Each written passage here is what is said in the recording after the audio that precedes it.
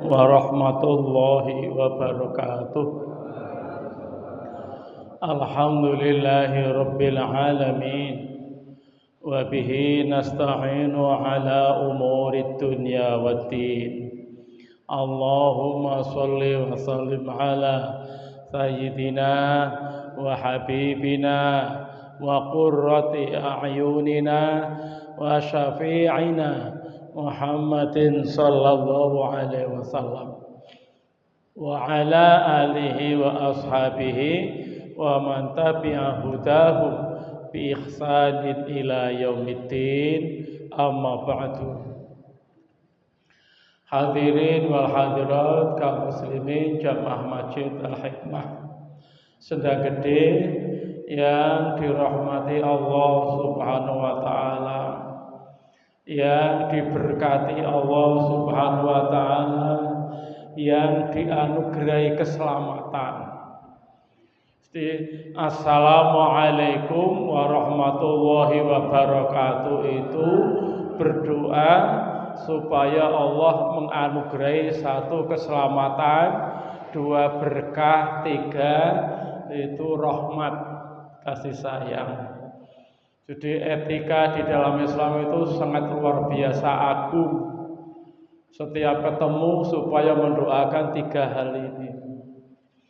Jadi kalau itu dihayati betul, tidak mungkin ada permusuhan. Tapi karena kurang penghayatan, akhirnya ada permusuhan. Karena assalamualaikum memang formalitas. Nah, begitu. Maka setiap membuka assalamualaikum warahmatullahi wabarakatuh berarti mendoakan kepada Allah satu keselamatan, dua berkah, tiga rahmat. Ya.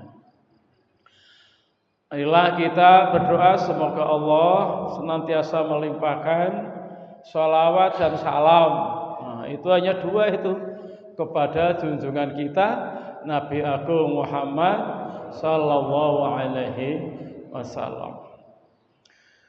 Jamaah Bapak Ibu rahimakumullah, pagi ini kita sampaikan mengenai fadilah sholat berjamaah. Ya. Fadilah sholat berjamaah. Tapi didahului dulu Quran surat Fussilat ayat 31 sebagai landasan akan mengetengahkan topik ini. A'udzu billahi minasyaitonir rajim. Innal ladzina qalu rabbunallah. Sesungguhnya orang-orang yang pada berkata bahwa Tuhan kami adalah Allah.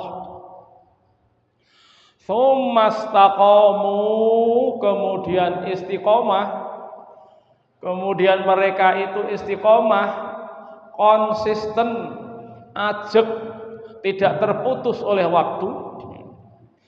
Tatanazzalu alaihim, maka pasti akan senantiasa turun kepada mereka. Mereka itu orang yang istiqomah dalam bertuhan tadi.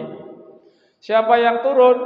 Al malaikatu, banyak malaikat. Bukan hanya 1, 2, 3, banyak malaikat turun kepada kita yang istiqomah tadi. Sambil berbisik, Allah takhafu wala tahzanu, kamu enggak usah takut, kamu enggak usah khawatir. Wa abshiru bil jannah, dan bergembiralah dengan surga. Allati kuntum tu'adun, yang disediakan untuk kamu. Ini menjadi penting ternyata. Setelah kita keluar dari bulan Ramadan itu banyak yang tidak istiqomah. Bab kalau tidak istiqomah, terkenggal, ada waktu yang kita tidak istiqomah dalam berkata Tuhan kami itu adalah Allah. Itu malaikat itu yang mengambil jarak dari kita. Tapi kalau kita istiqomah terus, Ternyata kemana saja kita itu diikuti oleh banyak malaikat dan selalu berbisik, Allah takhafu wala tahzanu. Kamu jangan takut, jangan khawatir. Nah, gitu. Lalu kira-kira gambaran istiqomah itu seperti apa? Gambaran kita. Ya, paling gampang itu kalau kita melihat posisi tubuh kita itu hari demi hari, sehari semalam itu hanya 3 posisi. 1 duduk, 2 berdiri, 3 merebahkan tubuh. Tubuh kita kan hanya itu saja ya. Hanya itu saja. Penjenengan pas duduk semua. Orang mungkin berdiri, orang mungkin merebah tubuh. Kalau sedang berdiri, tidak mungkin duduk, tidak mungkin merebahkan tubuh. Kalau sedang merebahkan tubuh, tidak mungkin duduk, tidak mungkin berdiri. Jadi sehari semalam itu hari demi hari kita cuma itu aja. Nah, apakah di waktu berdiri, di waktu duduk, di waktu merebahkan tubuh itu kita istiqomah terus, berkomitmen bahwa Tuhan kami adalah Allah? Kelihatannya tanda tanya ini kan gitu. Kalau malaikat itu mengambil jarak, yang mendampingi kita pasti setan. Begitu. Sudah pasti. Nah, bagaimana agar kita itu posisi berdiri, duduk itu tidak dikaki oleh setan, termasuk juga waktu merebahkan tubuh, satu diantaranya layah-layah turun dan tidur, itu merebah tubuh. Kalau dilihat dari segi waktu ya 24 jam. Meskipun sedang tidur harus tetap mengaku berkomitmen Tuhanku adalah Allah. Kalau tidak, ya malaikat menjauh. Tidak ada yang membisiki kita. Bisikan setan kan mesti bukan itu. Jadi kalau malaikat yang mendekat yang membisiki, bisikannya Allah takhafu wala tahzanu wa absyiru bil jannah. Tapi kalau setan yang mendekat kepada kita bisikannya seperti dalam tuntunan Nabi itu, a'udzu billahi samin alim minasyaitonir rajim min hamzihi wa nafthihi wa nafthihi. Bisikan setan itu 3. Hamzihi itu gerayang. Orang digerayang setan begini matanya sepeke ra karuan, tangi ra kuat. Itu hamzihi, gerayang setan. Dan digerayang setan itu dampaknya banyak sekali. Bagi orang-orang yang merasa memang diterabas setan, itu dampaknya macam-macam, orang satu dengan yang lain. Wa nafthihi itu disebul oleh setan. Kita itu kan orang itu kalau sudah tua kan sembur ya, tutur sembur kan gitu. Semburi orang tua tuh pada anak cucu mandi, iki sing nyembur setan, ya kan? Jadi repotnya gitu. Wa nafthihi dan bisikannya. Nah, maka bagaimana agar kita tidur selama rata-rata 6,5 jam? Kalau piyayi sepuh ya orang nganti. Seperti saya itu tidur malam ngono ya 2,5 jam mesti sudah bangun. Tidurnya iki ya kangelan. Apa meneh nek arep rene ngono kuwi ya tambah kangelan meneh tidure betul itu nggih. Iya, jam 2 sudah bangun. Waduh, jam 2 tidur neh. Itu sudah. Tapi bagi anak-anak muda 6,5 jam. Itu kalau tidak berkomitmen kepada Allah ya setan yang dampingi. Ya. Komitmennya kepada Allah kalau tidur bagaimana? Astaghfirullahaladzim alladzi la ilaha illa huwal hayyul qayyum wa atubu ilaih 3 kali. Itu berkomitmen bahwa Tuhanku adalah Allah. Contohnya begitu. Pengertian istiqomah itu, manusia itu adalah makhluk yang paling mobile. Sekarang ini di tempat yang paling suci, di Baitullah, di taman surga. Kita sekarang ini berada di taman surga. Tapi setelah keluar dari taman ini, sampai kemana? Ada yang sampai alun-alun, ada yang sampai sungai, ada yang sampai pasar, ada yang sampai entah di mana. Nah, di semua ruang tadi, agar kita senantiasa berkomitmen Tuhanku adalah Allah. Lah ini kan banyak ini orang yang ketika di luar masjid entah di sana itu lupa tidak berkomitmen kepada Allah. Salah satu contoh yang umum itu adalah ketika masuk di pasar.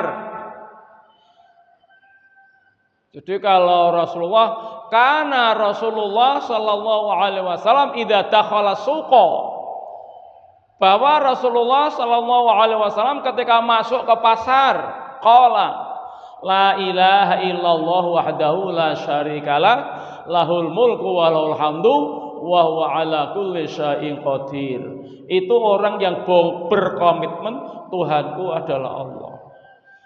Ketika tidak itu, ya tidak berkomitmen, setan ganti yang akan masuk. Dan setan itu tidak mungkin masuk kalau di kita itu ada malaikat. Karena kosong lah setan masuk, kan gitu.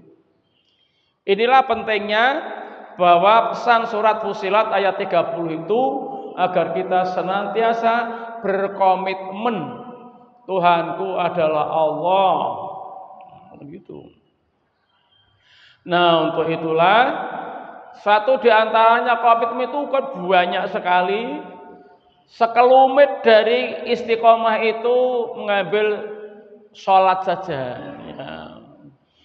Di satu hadis, anna Rasulullah sallallahu alaihi wasallam qala, bahwa Rasulullah sallallahu alaihi wasallam itu bersabda, ya ta'aqabuna fikum malaikatun bil laili wa malaikatun bin nahari. Saling berganti shift antara malaikat yang bertugas di waktu malam dan malaikat di waktu siang. Wa yastami'una fi sholatil fajri wa sholatil asri. Lalu mereka itu berkumpul di waktu sholat fajar dan sholat asar. Tsumma ya'rujul ladzina batu fikum.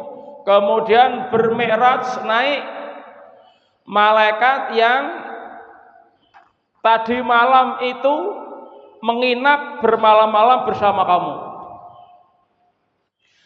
Fayas'aluhum wa huwa alamu bihim. Jadi malaikat naik ke langit, sowan kepada Allah, lalu Allah menanya kepada mereka, padahal Allah itu Maha tahu. Kaifa taraktum ibadi? Bagaimana kamu meninggalkan hambaku? Fayaquluna, para malaikat itu menjawab, taraknahum wa hum yusalluna. Aku tinggalkan mereka, mereka itu sedang melakukan sholat. Kemudian malaikat yang baru datang itu wa atainahum wa hum yusalluna. Aku datangi mereka, mereka itu sedang sholat. Jadi dibayangkan bahwa malaikat itu kayak satpam itu ya kalau dalam bahasa manusia. Itu kan ada shift. perubahan tugas malam dan tugas malam itu pasti ketemu dulu, lalu laporan keadaan aman, terkendali, tidak ada apa-apa. Oh siap komandan. Nah, baru kan gitu. Nah malaikat itu ternyata begitu. Yang tadi berjaga malam itu aku tinggalkan mereka sedang sholat. Lalu aku datang sore, mereka sedang melakukan sholat. Lah repoteku nek nganti ada malaikat yang jadwal pulang dan jadwal pergi. Ning nek manusia, nek malaikat jadwalnya jadwal untuk sowan kepada Allah, melaporkan semalaman suntuk dan melaporkan sesiang penuh. Itu ternyata pada waktu sholat fajar dan sholat asar. Ajar itu ya sholat subuh ini. Ajar itu ya sholat subuh ini. Ya. Kita itu menjadi berbeda subuh dan fajar itu setelah ada usolli. Kalau sebelum ada usolli, sholat fajar itu ya sholat subuh.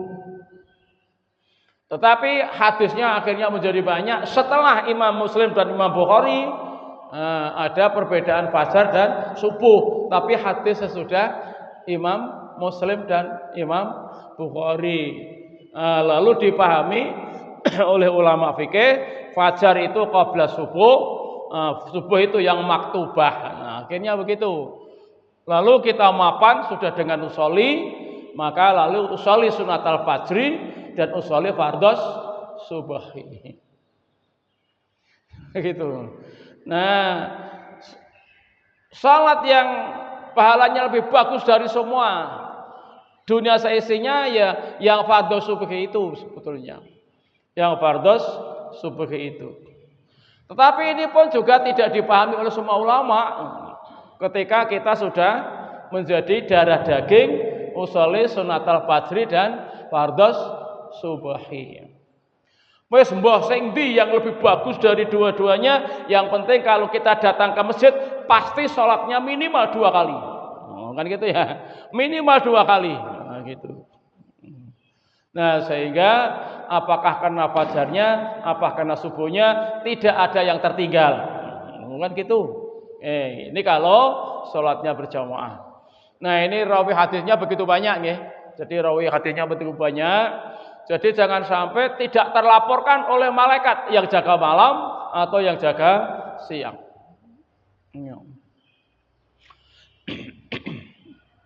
Kemudian hadis yang kedua, man shallal bardaini dakhalal jannah.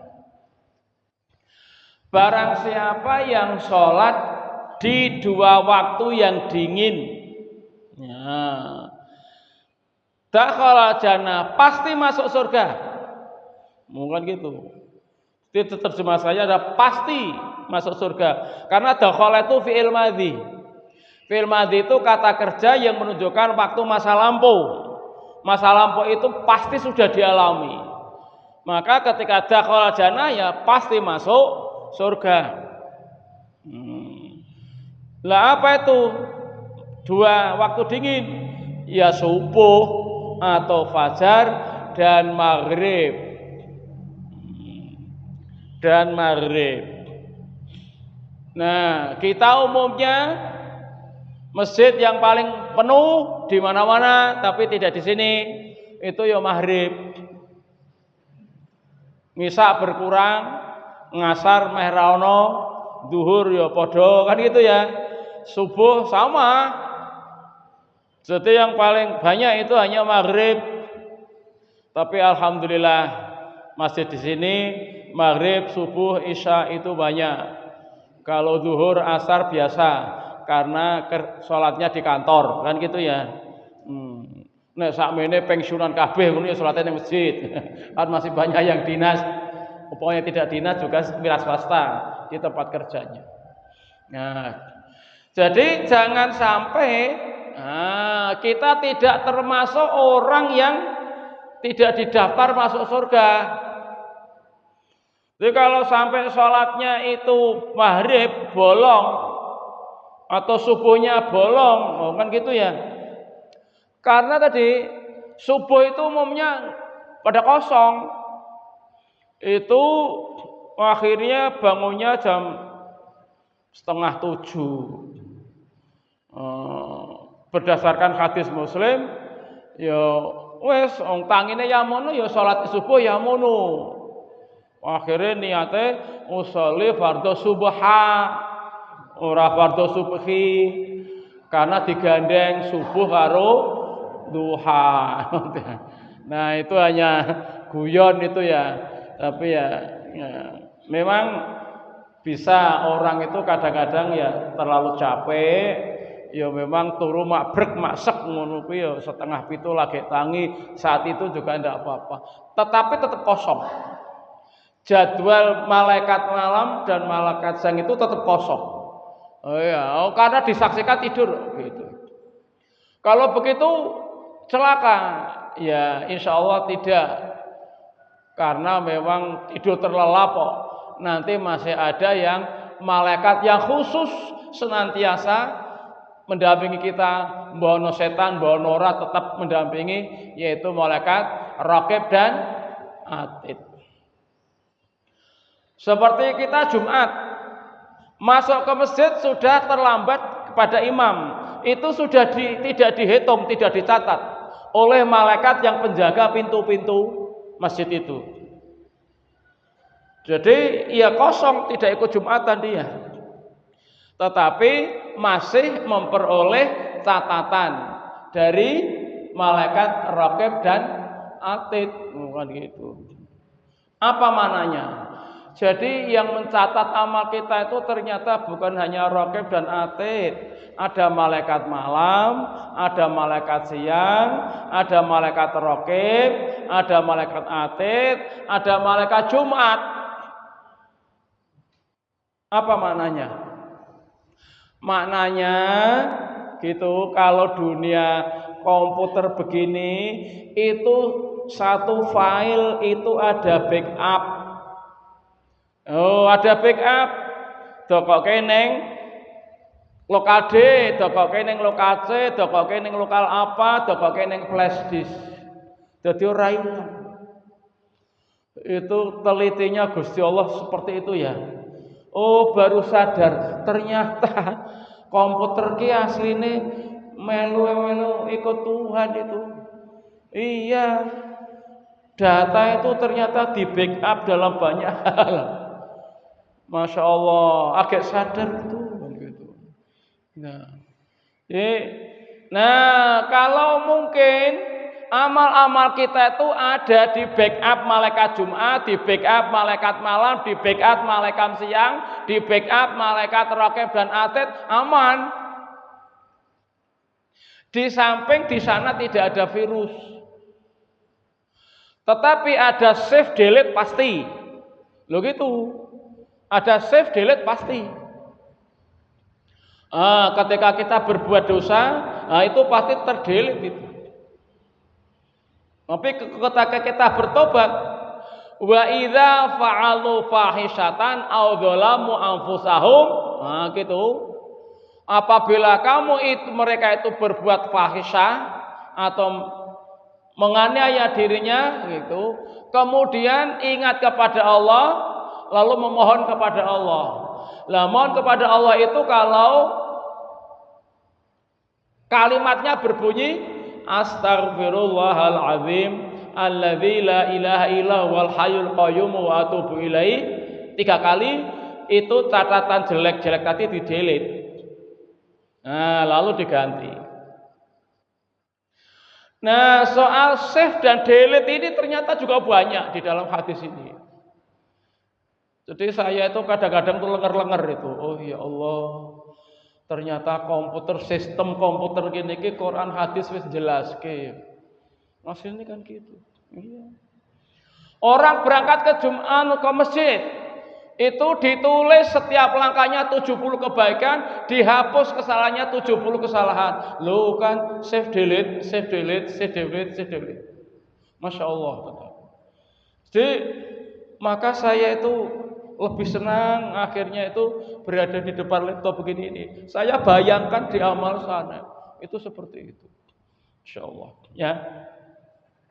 Nah, jadi jangan sampai kita tidak ada backup amal kita sholat maghrib dan sholat subuh. Oh gitu. Nah ini juga banyak ini ya rawinya. Kemudian jaminan sholat subuh.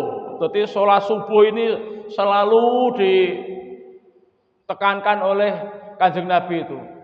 Qala Rasulullah sallallahu alaihi wasallam, Rasulullah sallallahu alaihi wasallam bersabda, "Man sholat subha."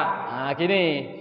Siapa yang sholat subuh, fahuwa fi dhimmatillah. Dia itu ada dalam tanggungan Allah.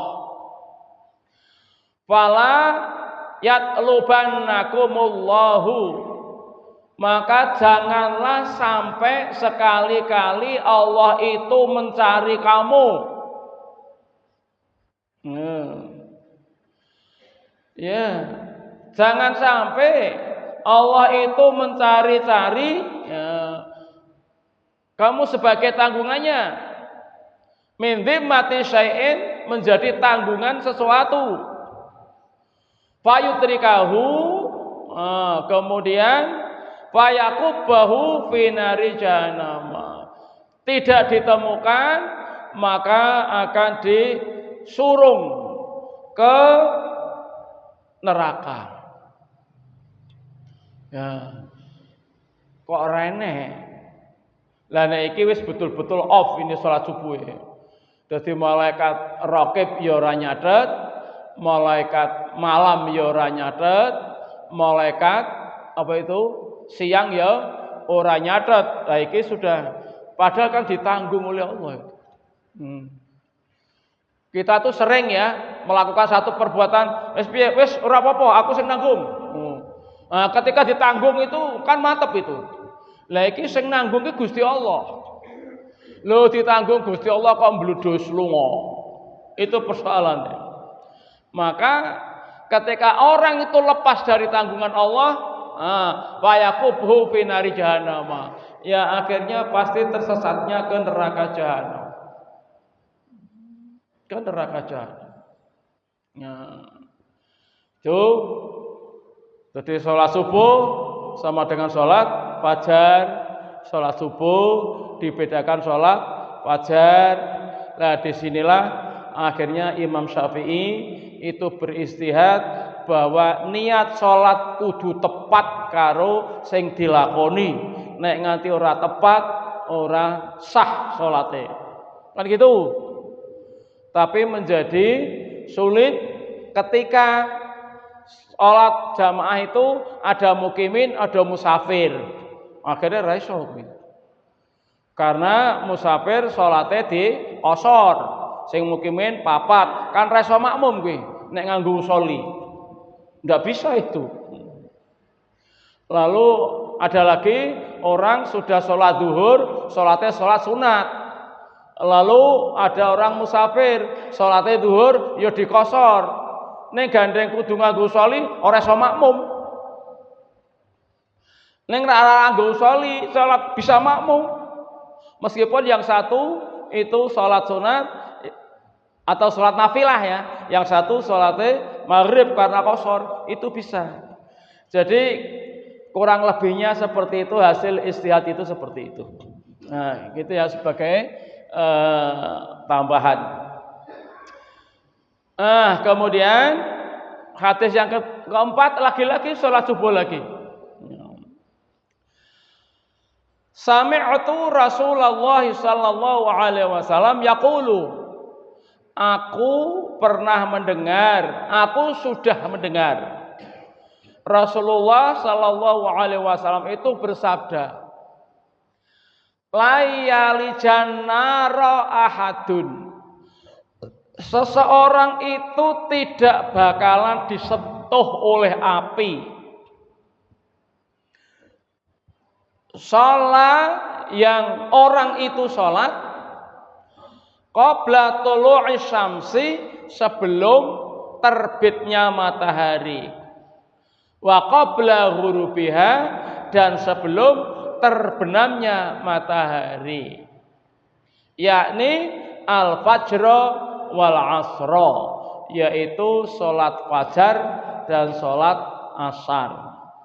Fajar di sini berarti juga sholat subuh kalau usoli, mungkin gitu. Maka kalau zaman Nabi itu sholat itu maktubah dan nafilah, kan gitu ya. Jadi sholat malam itu nafilah. Sholat yang 5 maktubah. Maktubah itu artinya sudah di SK-kan, sudah ditetapkan. Kalau nafilah itu belum ditetapkan, sehingga boleh sholat, boleh tidak, hanya sebaiknya sebisa mungkin sholat. Lalu motivasinya banyak sekali, hadis-hadis yang memotifnya. Nah, tidak akan disentuh gitu. Jadi Rasulullah itu sangat menekankan sholat subuh dan asar itu lebih dari yang lain. Dilihat dari rawi yang meriwayatkannya. Ya, dan kenyataannya tadi sholat asar, sholat fajar, subuh di mana-mana itu yang paling kosong.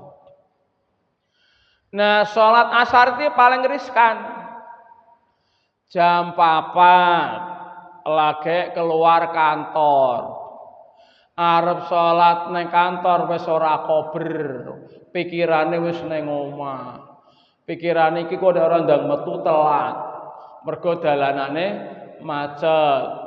Akhirnya begitu tes jam 4 langsung pencet jempolnya langsung bablas. Nah, keri-keri macet tenan. Teko omah wis azan maghrib, ilang to asare. Banyaknya gitu. Sholat asar wis ora kanthi. Nah, itu artinya banyak ini yang asarnya gitu. Jadi sholat asar di perjalanan, maghrib mau baru nyampe, awake saya kotor, alasane saya kotor. Akhirnya ya wis rada sepuh sisan, nek keringetan kuwi kena banyune engko nek wis adem. Nek ora adem dadi sulaya, maghribe ilang. Engko adzan ngisa lagi neng kolah, jamaah isya ya ilang. Dah gitu. Banyak yang demikian ini tuh banyak. Maka seorang yang istiqomah itu asar fajar, asar fajar, asar fajar, la yali jannar ahadun. Neraka tidak akan menyentuh. Sangat luar biasa, okay? Nah, ini hadisnya juga banyak, Nasai, Ahmad, Ibnu Uzaimah, Ibnu Hibban, banyak hadisnya. Lagi kemudian sholat isya dan subuh sama dengan sholat semalam suntuk. Nah, itu kibar disebutnya. Qala Rasulullah sallallahu alaihi wasallam, man syahidal isya'a fi jama'atin, barang siapa yang menjadi saksi di dalam sholat isya. Saksi ki piye? Berarti orang melu sholat. Makna praktisnya itu melu sholat jamaah ning bukan imam. Bukan gitu ya, bukan imam. Di dalam persidangan itu yang paling utama adalah hakim. Nah, gitu. Kemudian yang disidang lalu para saksi ada di situ. Jadi man syahidal isya fi jama'atin, menjadi makmum salat isya dalam berjamaah, kana lahu qiyamun nisfi lailatin, dia itu salat setengah malam. Jadi direken salat setengah malam. Wa man shallal isya'a wal fajr. Nah, kalau dijelaskan lagi, barang siapa yang sholat isya wal fajr dan fajar fi jama'atin, dalam keadaan sholat berjamaah, kana lahu kaqiyami lailatin, dia itu seperti sholat semalam suntuk. Nah, itu kalau sholat isya. berjamaah. Rata-rata sholat isya itu ya suratnya yang paling panjang itu ya bangsane idzazul wal adiyat al qari'ah wailul likulli humazatil lumazah, kan itu. Itu kalau waduha watini kan gitu. Kok nek panjang makmume muring-muring. Itu. Subuh itu kalau subuh ya bangsane was-sama'i wat-tariq was-sama'i dzatil buruj idza syamsu kuwirat idza sama'u fatarat idza sama'u syaqqat sabbihisma rabbikal a'la. Apalagi hal ataka hadithul ghasyiyah, agak panjang itu. Paling lama 10 menit atau sampai 12 menit, bahkan tidak. Kanjeng Nabi itu biasa jadi imam subuh itu sing diwaca qul a'udzu birabbil falaq qul a'udzu birabbin nas. Lu betul itu. Kita kan malah tidak pernah ya. Saya sholat ya imam baca qul a'udzu birabbil falaq qul a'udzu birabbin nas, itu heboh. Jamaah itu heboh karena merasa asing. Waduh, ya wis alhamdulillah. Jadi direspon. Sesok ngaji ya, dok teko, ora teko, cepak ke LCD. Saya bilang begitu. Lalu saya explore hadis bahwa Kanjeng Nabi itu pernah sholat subuh dadi imam sing diwaca qul a'udzu birabbil falaq kalau qul a'udzu birabbin nas. Wis hitung dhewe pira hadise kuwi. Saya bilang begitu. Mengo senajan to qul a'udzu bil falaq qul a'udzu bin nas disebut surat qul ning diitung salat semalam suntuk. Ngono gitu. Bagi orang yang qalu rabbuna Allah tsumma istaqamu, itu tidak mungkin ditinggalkan itu. Sudah berkomitmen Tuhanku itu adalah Allah. Melalui utusannya mengatakan bahwa sholat fajar dan subuh tidak tersentuh api. Melalui utusannya bahwa sholat isya dan sholat subuh itu padha karo sholat semalam suntuk. Sangat luar biasa. Gitu.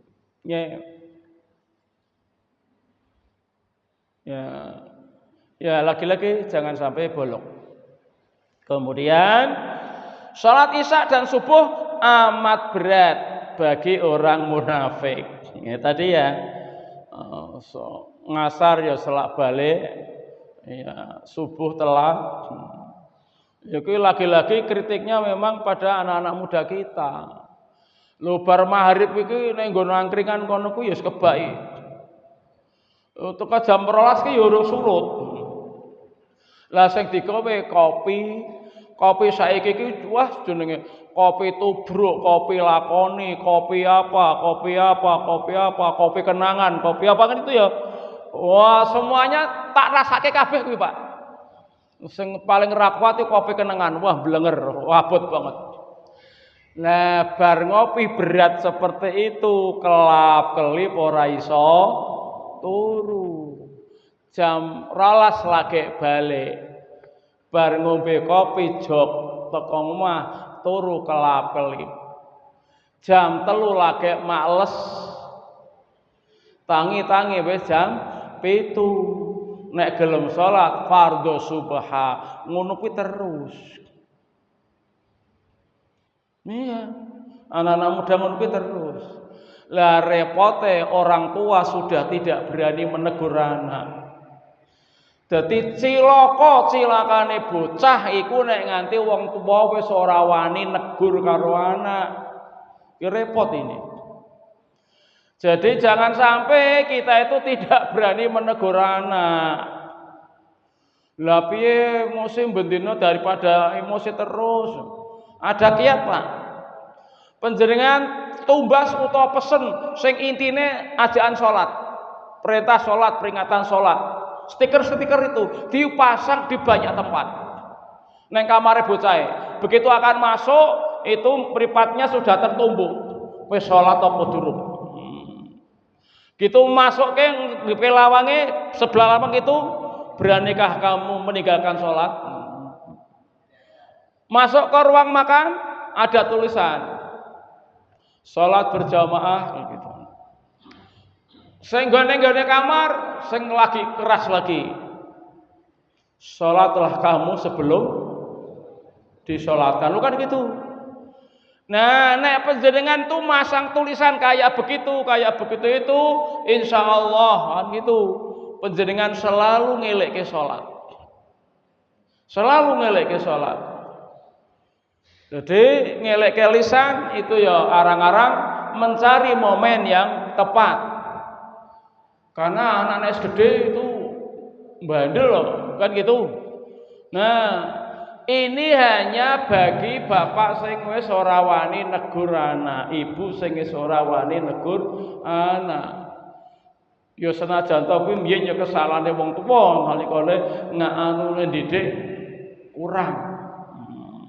Sehingga anak wani karo wong tuwa ngarani bapake cerewet. Kan gitu. Padahal itu kan dosa besar. Tapi ini fakta banyak orang tua yang sudah tidak bisa mengontrol anak. Itu caranya begitu. Dan kamar itu harus sering dikontrol. Ngendi ana tulisan dipasang. Ngendi ana dikletek dipasang. Jadi jangan hanya stikernya PSIS terus gitu ya. Oh saya tuh ya punya keponaan itu lawangnya itu penuh ki PSIS kabeh gitu ya. Tulisannya sing ilate melet sing itu waduh bocah iki sing gambare ikete meso jenar kan gitu. Wah luar biasa. Yo angel Pak kandhanane. Oh ponaan jewer ngono ki ya. Salat tak tunggu sesuk ya ora meneh gitu ya. Nah, tapi alhamdulillah lama-lama sadar gitu ya. Lama-lama sadar. Itulah kita. Nah, itulah bahwa sholat ini berat itu gini.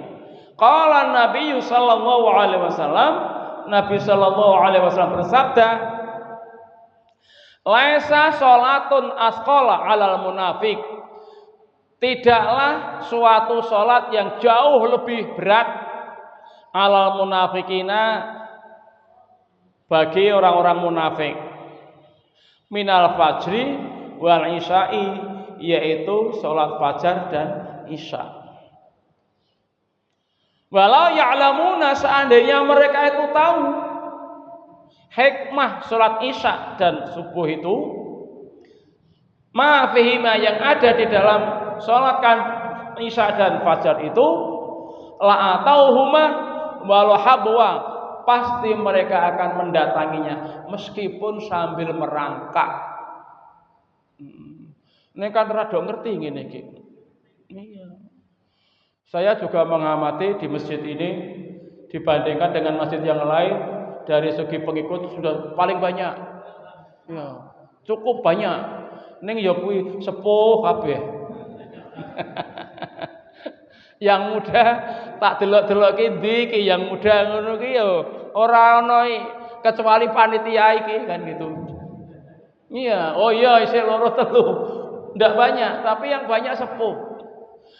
Sekarang bagaimana komunitas masjid, remaja masjid itu tolong ya 1 2 3 4 5 6 7 ini bagaimana remaja masjid di Sendang Gede itu menjadi senang di masjid. Ya, mungkin benar-benar menerapkan konsep Masjid Jogokaryan dan Al-Falah. Khusus untuk program anak muda seperti apa gitu. Ya. Dan jangan risau kalau anak-anak muda nanti bikin ribet, bikin berisik di masjid. Enggak apa-apa. Ning wayahe isya, wayahe fajar, nah itu tetap itu. Harus leren. Di Jogokaryan tuh begitu. Iya. Ndelok bola ya tetep keplok-keplok wong nyetel bola kok. Ning wayahe raketang 3 rakaat tahajud diberi. Wayah subuh iya. Itu kan gitu. Jadi supaya apa? Tidak terdidik menjadi orang munafik. Nah, gitu. Jadi ini marilah sedemikian fadilah dari sholat jamaah. Satu di antaranya perwujudan istiqomah berkomitmen bahwa Tuhan kita adalah Allah Subhanahu wa ta'ala. Demikian, mudah-mudahan ada manfaatnya. Billahi taufik wal hidayah. Wassalamualaikum warahmatullahi wabarakatuh.